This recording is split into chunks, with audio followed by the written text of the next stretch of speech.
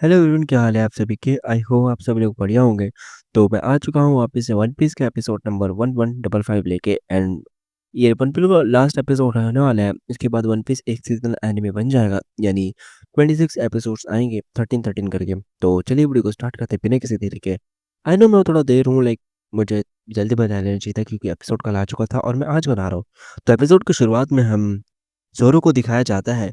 वो कहता है कि शिप में बहुत शांति है और पार्टी भी इतनी जल्दी खत्म हो गई। फ्रैंकी भी कहता है हाँ कि लगता है उन्होंने एक ड्रिंक पी के पार्टी खत्म कर दी। फिर चिम्बे कहता है कि मुझे नहीं पता था लूफी वेगापंग के डेथ से इतना उदास हो जाएगा और कहता है हमने अपना मिशन फेल कर दिया, ये बात तो पक्की है। इस पर फ्रैंकी कहता है वो तो बात सही है, लेकिन ये भी तो देखो कि उस आइलैंड में 5 एल्डर्स, इतने सारे वाइस एडमिरल्स, सेराफिम, CP0 और इतने सारे वॉरशिप्स थे। हम वहां से कैसे कैसे तो बच के निकले हैं। वो एक जहन्नम था। ज़ोरो कहता है लूफी अब एक एम्परर है, उसे अपने इमेज के बारे में सोचना चाहिए। उसे एक बुड्ढे के मरने से ज्यादा इतना डिप्रेस नहीं होना चाहिए। फिर हमें एपिसोड का नाम दिखाया जाता है the promised horizon of to the long awaited Elba. इसके बाद हमें आइलैंड का सीन दिखाया जाता है जहाँ सब लोग शिप्स को रिस्टोर कर रहे होते हैं। वहां पर लूची और काकू आते हैं। उनसे एक बंदा पूछता है कि स्टूशी कहाँ है, तो लूसी कहता है कि मैंने उसे मार दिया। फिर हमें साटन को दिखाया जाता है। साटन कह रहा होता है हमने वो चीज बचा लिया जिस चीज को हमने बचाना था, यॉर्क पंक रिकॉर्ड पावरफ्रंट, जिसका मतलब है कि हमें मदर फ्लेम मिलेगा और अभी के लिए इतना काफी है। वाइस एडमिरल साटन से माफी मांग रहे होते हैं और कहते हैं कि हम 9 वाइस एडमिरल्स थे, बस्टर कॉल को इनिशिएट किया, लेकिन फिर भी हमने स्ट्रॉ हेड्स और बोनी को यहाँ से जाने दिया और कहते हैं कि हम अल्बाब जाएंगे और उन्हें पकड़ लाएंगे।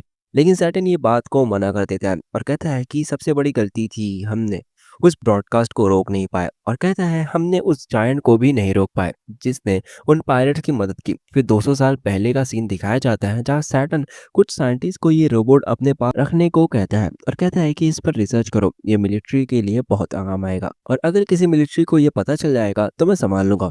और कहता है कि 200 साल से हिला तक नहीं, लेकिन आज वो रोबोट हिला भी और लूफी की उसने मदद भी की भागने के लिए। इसके बाद एक वाइस एडमिरल पूछता है कि अगर आप कह रहे हो कि आपने इतनी बड़ी गलती की तो इसका मतलब वेगापंक जो भी बातें कही थी क्या वो सच थी, जिस पर सैटर्न उसे मार देता है। उसके बाद हमें यॉर्क दिखाई जाती है।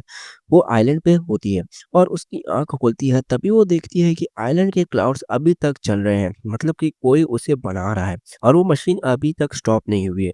तभी उसको याद आता है कि एडिसन जो होता है वो पहले ही नीचे आ गया होता है और वही क्लाउड फॉर्म कर रहा होता है, तो वो उसे शूट कर देती है।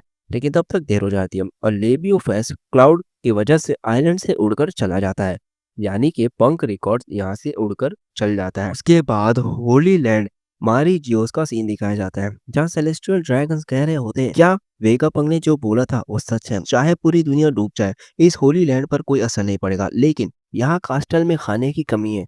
फिर एक दूसरे सीन में एक सेलेस्टियल ड्रैगन कहता है अपने शेफ को कि हे शेफ, मैंने बीफ मांगा था। शेफ कहता है कि माफ कीजिए सर, लेकिन फूड स्टोरेज बिल्कुल खाली हो चुका है। इसी बात पर वो शेफ को गोली मार देता है। फिर सब सेलेस्टियल ड्रैगन कहने लगते हैं कि हम एक भयानक फूड शॉर्टेज का सामना कर रहे हैं और हम सबको मजबूरी में एक पूरा मील और एक स्नैक तक स्किप करना पड़ रहा है। ये एक अब एक जेल बन गया है, जो भी फूड इंचार्ज है उसे गोली मार देनी चाहिए। उसके बाद हॉल ऑफ पावर का सीन दिखाया जाता है। वहाँ गार्लिंग आता है और बताता है कि मुझे अभी एक ऑर्डर मिला है ऊपर से। तो एल्डर्स कहने लगते हैं गार्लिंग तुम हमें रिस्पेक्ट नहीं दिखा रहे हो। तो गार्लिंग कहता है अब से वेगा पंक यॉर्क मेरे अंडर होंगे और अब मैं God head of sine and defence का रोल करूंगा। एल्डर्स शॉक हो जाते हैं। गार्लिंग कहता है कि दुनिया अब हिला देने वाली होगी, ये एक ऐसा दौर होगा जैसा पहले कभी नहीं देखा गया, जंग और अफरा तफरी से भरा हुआ। तो चलो साथ में मिलकर अच्छा काम करें मेरे साथी एल्डर्स। नेक्स्ट सीन में साटन की स्टिक गिर जाती है और ऐसा लग रहा होता है उसके अंदर की उसकी सोल को निकाला जा रहा होता है। साटन ईमो से माफी मांग रहा होता है, रहम मांग रहा होता है। ईमो कहता है कि तुमने जॉय बॉय को जाने क्यों दिया, इसका मतलब लूफी ही इस जमाने का जॉय बॉय है। साटन कहता है मुझे नहीं पता था कि जॉय बॉय की आंखें इतनी ज्यादा स्ट्रांग होगी। उसके बाद साटन की हड्डी यानी उसका स्केलेटन उस स्मोक से बाहर आता है और वो पूरा का पूरा मर जाता है। उसके बाद हमें दिखाया जाता है कि एडिसन और बाकी के वेगापंक जिंदा हैं और वो एक दूसरे को मेंटल वेव के जरिए कांटेक्ट कर सकते हैं।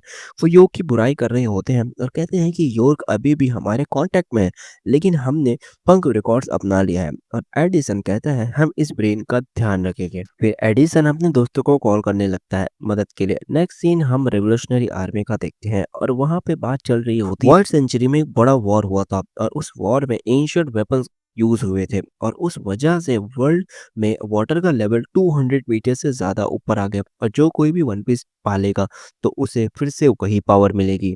अब साबो कहता है कि तभी तो सेलेस्टियल ड्रैगन्स रेड लाइन के ऊपर रहते हैं क्योंकि वही सबसे ऊपर जगह है।